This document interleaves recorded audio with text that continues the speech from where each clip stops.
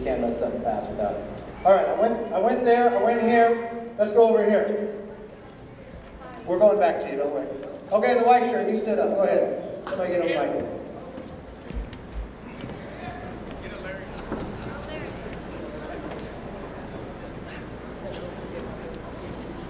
Congressman McCarthy, my name is Larry Killian. I'm a small businessman here in town for 16 years, so by nature I'm an optimist. I'm in business. But I want to tell you... I think you kill a lot of bugs. I'm your pest control man. That's right. I meant to tell you, the other day I came in, the Black Widows came back. I'm on it tomorrow morning. Like most people here, we're probably most of us optimists, but I'm telling you, it's harder every day to be optimistic when Congress has carved themselves out, both houses, as a set-aside group, and I'm not picking on you, I'm picking on the whole system. They get everything provided for, top-notch, top-grade, and they want us to settle for something that's substandard.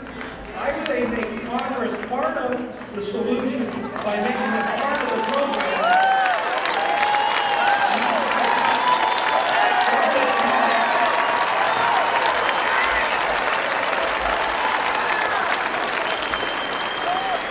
You know, he raises a very good point.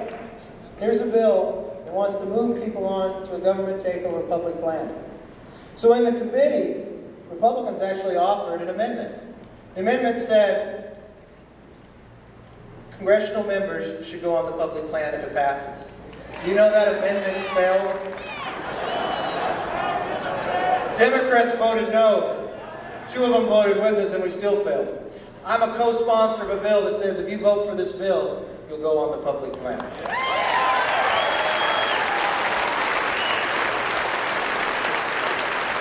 All right, let's see. I went to this side. Do we have a woman on this side trying to be fair?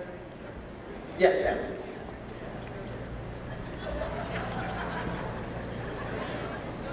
It's coming. Right up here, right up here. Right up here.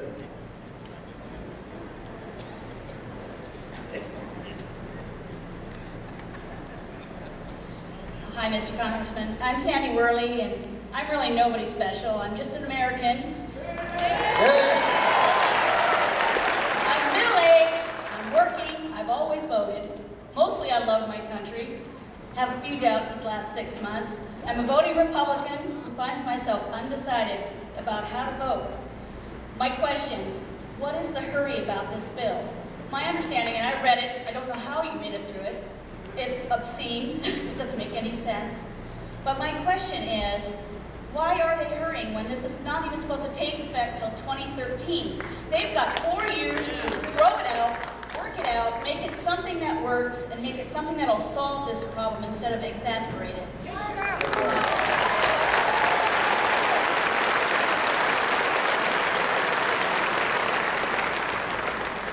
Remember when we were doing the stimulus bill? The president said, I need it right now. I'll guarantee if you give me the bill right now, by a deadline, unemployment will never go above 8%. He said he needed this before August. She's correct. This bill does take effect, though. It takes effect January 1st, 2010, to increase your taxes. But the health care portion doesn't take effect till 2013. So why do you have to move it through in 17 days? Who are you going to solve and help the problem? All you're going to do is take the money out of the economy to those who are paying and drive the economy further down. All right. I promise to go back over here. You in the blue. Yes. Microphone.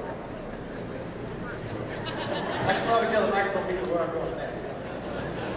We'll come back over. We went over there, huh? Yes. My name is Lance Reed.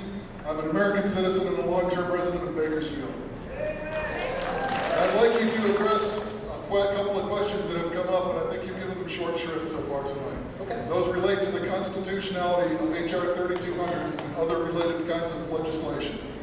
I want to know why you and other members of Congress are not more actively debating and discussing the issue of the constitutionality of these initiatives in the first place. And second, I want to know what you'll do in the future to make sure that the federal government does not pass legislation that cannot pass constitutional muster in the future.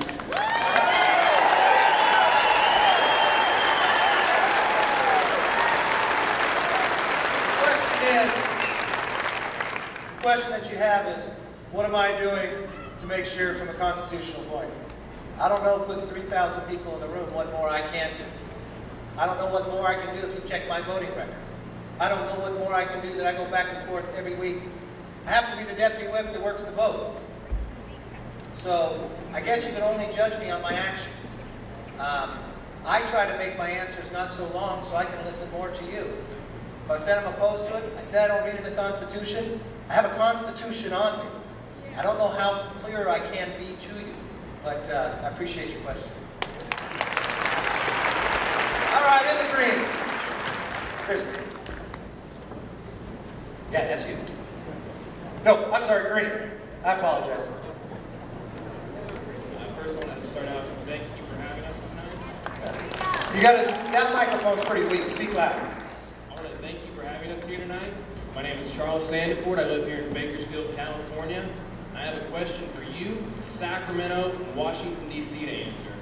Why are we wanting to spend more and tax more when unemployment is creeping past 10%? And there are over 4 million illegal immigrants in California, and 172,000 of them live in Cook County. Who's paying for this cost? This state is broke, and there's paying $1.4 billion a year to compensate for these illegal aliens who don't pay any taxes. They send their money right back to Mexico to their families.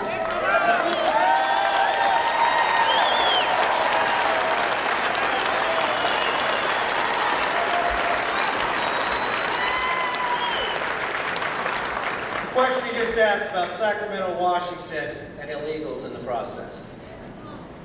You know, you hear a lot of questions when the president gets up. He says there's a lot of myths out there.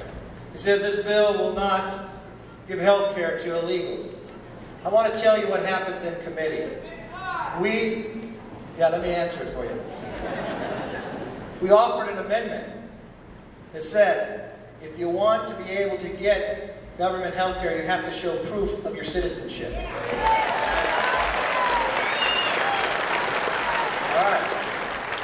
Is that not common sense? That amendment failed along the committee.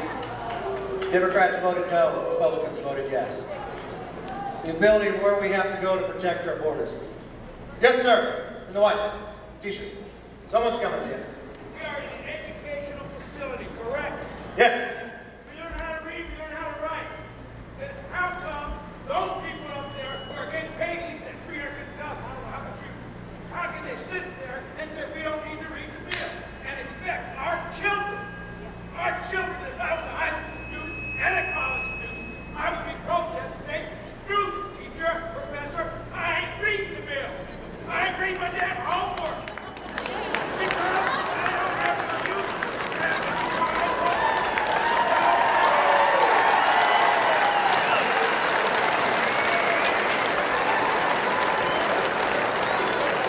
The question is about reading the bill.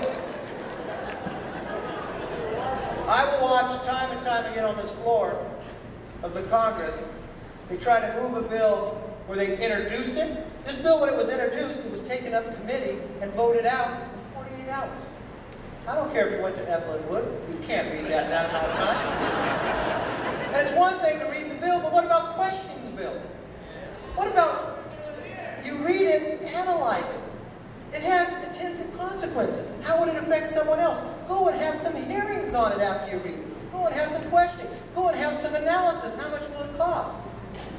We have to stop the way Congress is acting.